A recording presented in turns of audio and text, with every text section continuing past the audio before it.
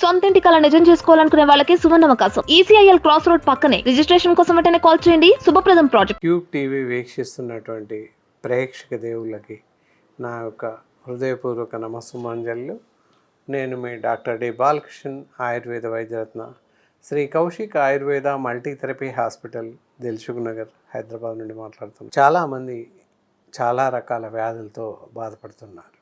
మనం ఎన్ని జాగ్రత్తలు తీసుకున్నా, ముందు జాగ్రత్తలు ఎన్ని తీసుకున్నప్పటికీ ఇంకా వ్యాధులు వస్తూనే ఉన్నాయి. ఇలా మనం ఎంత తెలుసుకున్నా ఇంకా తెలుసుకోవాల్సిన విషయాలు ఎన్నెన్నో ఉన్నాయి. ఈ మధ్య కాలంలో చాలామంది, చాలా వ్యక్తులు కూడా వెల్ నాలెడ్జ్, చాలా ఐడియల్గా జీవిస్తున్నారు. చాలా రకాల ముందు జాగ్రత్త చర్యలు తీసుకుంటున్నారు. అయినప్పటికీ ఇంకా మనం తెలుసుకోవాల్సిన విషయాలు, ఇంకా జాగ్రత్తలు ఎన్నెన్నో ఉన్నాయి.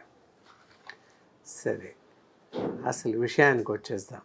ఇక్కడ వచ్చేసి ఏంటంటే, మనకి అందరికీ తెలుసు, ప్రతి మనిషికి కిడ్నీస్, 1 pair ఆఫ్ కిడ్నీస్ ఉంటాయి. అంటే ఒక జత మూత్రపిండాలు ఉంటాయి. అవి మనిషి వెనక భాగంలో, థొరాసిక్ బోన్ కింది భాగంలో 2 కిడ్నీస్ ఉంటాయి. మామూలుగా చెప్పుకున్నట్లయితే బీన్ ఆకారం, ఒక చిక్కుడు గింజ ఆకారంలో ఉంటాయి అని చెప్తాం. ఒరిజినల్గా అలాగే ఉంటాయి. వాటికి ఎలాంగేటెడ్గా మూత్రనాళాలు, ఆ మూత్రనాళాలు వెళ్ళి మూత్రాశయానికంటే యూరినరీ బ్లాడర్ కనెక్ట్ అవ్వడం జరుగుతూ ఉంటుంది. మరి మూత్రపిండాలు ఏం చేస్తాయి? మనకి మూత్ర విసర్జకం అనేది మాత్రం తెలుసు. అయితే ఇంటర్నల్గా మూత్రపిండాల యొక్క పని ఏంటి, అవి మన శరీరానికి ఎలాంటి లాభాన్ని చేకూరుస్తాయి, అవి ఎలా ఉపయోగపడతాయి, వాటికి కనుక జబ్బు చేస్తే ఎలా ఏర్పడుతుంది, ఎలాంటి జబ్బులు చేస్తాయి అని చూడాల్సి వస్తుంది. కిడ్నీస్ ఇన్ఫెక్షన్స్, కిడ్నీస్ వాపు, మూత్రపిండాల వాపు రావడం జరుగుతుంది. అలాగే మూత్రనాళాలలో కొన్నిసార్లు ఫ్లాక్, మన మ్యూకస్ లాగా, ఫంగస్ లాగా పేరుకొని పోయి మూత్ర జారీలో ఇబ్బందులు తలెత్తుతుంటాయి. మరి ఇలా మూత్రపిండాలు వాపు, స్వెల్లింగ్కు గురైనప్పుడు ఇలాంటి సందర్భాల్లో మూత్రపిండాల వ్యాధి వస్తుంది.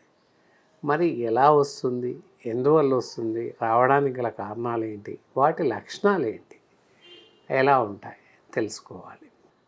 మన శరీరం లోపల అంతర్గతంగా ఉండేటటువంటి మలినాలని బయటకి పంపించేస్తుంటాయి. కిడ్నీస్ మేజర్, చాలా అతిపెద్ద విసర్జక అవయవం. అంటే శరీరంలో ఉన్నటువంటి మనం తీసుకునే ఆహార పదార్థంలో ఉండే విసర్జక పదార్థాలని నీటి రూపంలో, అంటే మూత్ర రూపంలో, ద్రవ రూపంలో బయటకు పంపించేస్తుంది. ప్రతి నిమిషం బ్లడ్ ఫిల్టర్ అవుతుంది, కిడ్నీలో ఫిల్టర్ అయ్యి అక్కడి నుంచి వచ్చేస్తుంది. అక్కడే నెఫ్రాన్స్ ఉంటాయి. ఒక్కొక్క కిడ్నీలో 2000 మిలియన్స్ నెఫ్రాన్స్ ఉంటాయి ప్రతి మనిషికి. అలా ఆ నెఫ్రాన్స్లో గ్లామర్లాస్ ఫిల్టర్ అని ఉంటుంది ఒకటి. అందుకే దాన్ని GFR, గ్లామర్లాస్ ఫిల్టరేట్ రేట్ అని అంటారు. 120 ml ఒక నిమిషానికి ఫిల్టర్ చేస్తూ ఉంటుంది. అలా రక్తం, అక్కడ మనకున్నటువంటి రక్తంలో ఉన్నటువంటి చెడు పదార్థాలని తీసివేసి బయటకు, మూత్రం ద్వారా బయటకు వెళ్ళిపోతుంది. మిగతా బ్లడ్ అంతా ఫిల్టర్ అయ్యాక మళ్ళీ శరీరంలోకి వెళ్ళిపోతుంది. అలా ఆ విధంగా నిరంతరంగా కొనసాగుతుంది.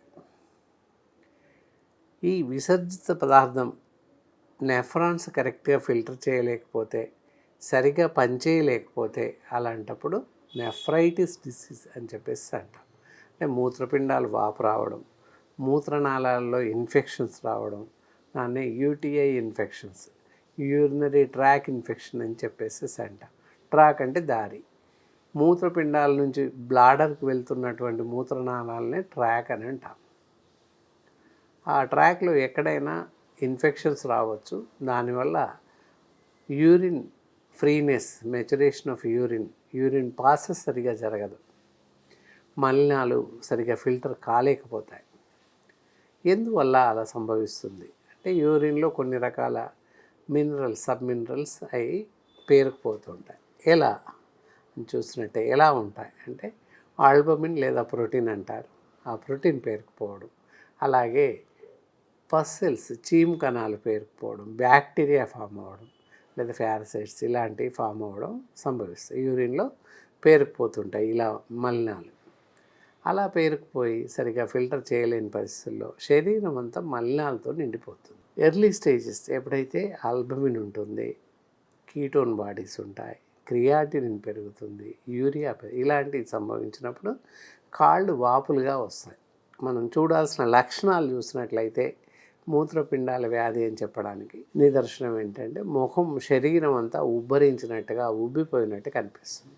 ప్రధానంగా మనం ఫుట్స్ పాదాలు చూసినట్లయితే ఉబ్బిపోయి ఉంటాయి, ఇలా నొక్కుతూ ఉంటే గుంటలు పడుతూ ఉంటాయి. అది ప్రాథమిక దశ. అలాంటి పరిస్థితుల్లో వెంటనే మనం వైద్యుల్ని సంప్రదించినట్లయితే దానికి సరిపడేటటువంటి వైద్య చికిత్సలు అందించే అవకాశం ఉంది. అలా కాక నిర్లక్ష్యం చేస్తూ ఉన్నట్లయితే అది అలాగే ఇన్ఫెక్షన్ ఎక్కువగా అయి మూత్రపిండాలకి వ్యాపిస్తుంది. మూత్రపిండాలు జబ్బు పడే అవకాశం ఉంటుంది. మూత్రపిండాలు జబ్బు పడిన పరిస్థితుల్లో శరీరం మొత్తం మలినాలు పేరుకుపోతాయి, మొత్తం నీరు పట్టినట్టు ఉంటాం. ఎక్కడ చూసినా ఇలా అంటే నొక్కితే నీరు బయటకు వస్తుందేమో అనేటట్టు ఉంటుంది. ఒక బ్లాడర్ లాగా తయారవుతుంది, నీటి బెలూన్ లాగా తయారవుతుంది శరీరం అంతా. అది it is very chronic conditions అనమాట. అలా కాకుండా ప్రాథమిక దశలో మామూలుగా శరీరం ఉబ్బిపోవడం, పేయి అంతా ఉబ్బరించినట్టు కనపడడం, ఇలాంటి లక్షణాలు ఏవైనా ఉన్నట్లయితే పాదాలు గుంటలు పడుతున్నప్పుడు కిడ్నీస్ మూత్ర సంబంధమైనటువంటి వ్యాధులు ఉన్నాయేమో అని నిర్ధారించుకోవాల్సిన అవసరం ఉంటుంది. మూత్రపిండాలు ఆరోగ్యంగా ఉన్నాయా లేవా చూడాల్సిన అవసరం ఉంటుంది. దానికి కాను మమ్మల్ని సంప్రదించినట్లయితే సింపుల్ చిన్న యూరినరీ ఎగ్జామినేషన్ మూత్ర పరీక్ష ద్వారా ఎలాంటి స్థాయి ఉంది, ఏ స్థాయిలో ఇన్ఫెక్షన్స్ ఉన్నాయి, వాటిని ఎలా తగ్గించవచ్చు అని ఒక నిర్ధారణకు రావడం జరుగుతూ ఉంటుంది. మరి ఇంతటి గొప్ప ఇన్ఫెక్షన్ మనకి మూత్ర పరీక్ష ద్వారా యూరినరీ ఎగ్జామినేషన్ ద్వారా తెలుసు. కంప్లీట్ యూరిన్ ఎగ్జామ్ ద్వారా అందులో అన్ని రకాల పరీక్షలు, ఆల్బమిన్, షుగర్, ఇంకా ఇతరత్ర మైక్రోస్కోపికల్ ఎగ్జామినేషన్ చేయడం వల్ల పస్ సెల్స్, ఇతరత్ర బ్యాక్టీరియా అవన్నీ కనిపించే అవకాశం ఉంటుంది. దాంతోపాటుగా ఇంకా విశదీకరిస్తూ మూత్రపిండాలు ఎలా ఉన్నాయి, వాటి ఆరోగ్యం ఎలా ఉంది తెలుసుకోవడానికి కూడా కిడ్నీస్ కోసం ఒకటి అల్ట్రాసౌండ్ స్కాన్ చేస్తుంటాం. స్కాన్ వల్ల కూడా కిడ్నీ సైజ్, వాటి డెవలప్మెంట్స్, వాటి స్టేజ్ అదంతా కూడా తేలిపోతుంది. కిడ్నీస్ ఎలా ఉన్నాయి, యూరెథ్రాస్ అంటే మూత్రనాళాలు ఎలా ఉన్నాయి, యూరిన్ బ్లాడర్ ఎలా ఉంది, ఇవన్నీ తెలుస్తాయి. అప్పుడు దాన్ని బట్టి దాని మీద పూర్తిగా ఎలాంటి స్టేజ్లో ఉంది, ఎలాంటి ఇన్ఫెక్షన్స్ ఉన్నాయి అండ్ ఒక నిర్ధారణకు వచ్చి సరైనటువంటి వైద్య చికిత్సలు అందించే అవకాశం ఉంది.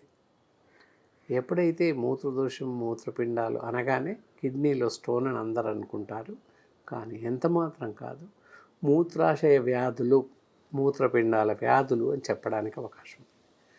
ఇది చాలా అత్యంత పంక్చువేట్, చాలా శరీరానికి చాలా ప్రముఖమైనటువంటి అవయవం మూత్రపిండాలు అని చెప్పవచ్చు. ఇక్కడ ఈ మధ్యలో ఎలాంటి అవకతవకలు జరిగినా కూడా కిడ్నీ ఫంక్షన్స్ పూర్తిగా దెబ్బతినిపోయి ఫిల్టర్ చేయలేని పరిస్థితి ఏర్పడి తర్వాత మనం చెప్తూ ఉంటాం, ఇలా ఈ విధంగా శరీరంలో మొత్తం విసర్జక పదార్థాలు నీరు చేరుకుపోయి మలినాలన్నీ శరీరంలోనే ఉండిపోయి ప్రాణహాని సంభవించే అవకాశం ఉంటుంది. అలాంటి పరిస్థితుల్లోనే డయాలిసిస్ అని చెప్పేసి చేస్తూ ఉంటారు. క్రానిక్ కండిషన్లో హాస్పిటల్లో జాయిన్ చేసుకుని డయాలసిస్ చేస్తారు. అలాంటప్పుడు నీటిలో మన కిడ్నీస్కి బదులుగా ఒక మెషిన్ ఫిల్టర్ చేస్తుంది అన్నమాట. బయటకు వస్తూ ఫిల్టర్ చేసి మళ్ళీ లోనికి వెళ్ళిపోతుంది. ఆ విధంగా తయారవుతుంది. మిషన్ సపోర్ట్తో డయాలసిస్ చేస్తుంటారు, అంటే మూత్రపిండాలని పరిశుభ్రపరచడం అని చెప్పేసి అంటారు. ఆ విధంగా కొంతమందికి నెలకి, 2 నెలలకి, 15 రోజులకి, ఆ తర్వాత రోజు చేయాల్సిన పరిస్థితి కూడా ఏర్పడుతుంది. దానివల్ల పూర్తిగా తగ్గుతుందని కాదు, కానీ ప్రస్తుత అప్పటి పరిస్థితుల్లో పనిచేస్తుంది. అలా ఆ స్థాయికి రాకుండా ఎప్పుడైతే సూచనలు ఇండెక్స్ కనిపిస్తుందో అలాంటప్పుడు మమ్మల్ని సంప్రదించినట్లయితే డయాలిసిస్ అవసరం లేకుండానే ఈవెందో డయాలిసిస్కి వెళ్తున్నారు 2 నెలలకు ఒకసారి 3 నెలలకు అనుకున్న వాళ్ళు కూడా మాలాంటి ఆయుర్వేద వైద్యుల్ని సంప్రదించినట్లయితే పూర్తి స్థాయిలో వైద్య చికిత్స అందించి మూత్రపిండాలకు సంబంధించినటువంటి వ్యాధులను అన్నింటినీ తగ్గించే అవకాశం ఉంటుంది. దీనికి కాను మీరు తీసుకోవాల్సిన ఆహార పదార్థాలు చూసినట్లయితే అన్ని రకాల సాలెడ్స్, లిక్విడ్ డైట్, మామూలు డైట్ అన్ని రకాల ఆహార పదార్థాలు తీసుకోండి. ఎలాంటి ఆబ్జెక్షన్స్ కానీ మానేయాల్సిన పథ్యం కానీ ఏం లేదు. అలాగే బయట తీసుకోవాల్సిన ఆహార పదార్థాలు అస్సలు తినకూడదు. ప్యాకేజ్డ్ ఫుడ్ అంటారు. మరీ ముఖ్యంగా చూసినట్లయితే cool drinks, pizzas, burgers, bakery items, బయట తయారు చేస్తున్నటువంటి ఫాస్ట్ ఫుడ్ సెంటర్లో తయారవుతున్నటువంటి ఆహార పదార్థాలు ఇవి తప్పనిసరిగా విధిగా మానేయాల్సిన అవసరం ఉంటుంది. ఇవి మానేసినట్లయితే మూత్రపిండాల వ్యాధి రాకుండా ఉంటుంది.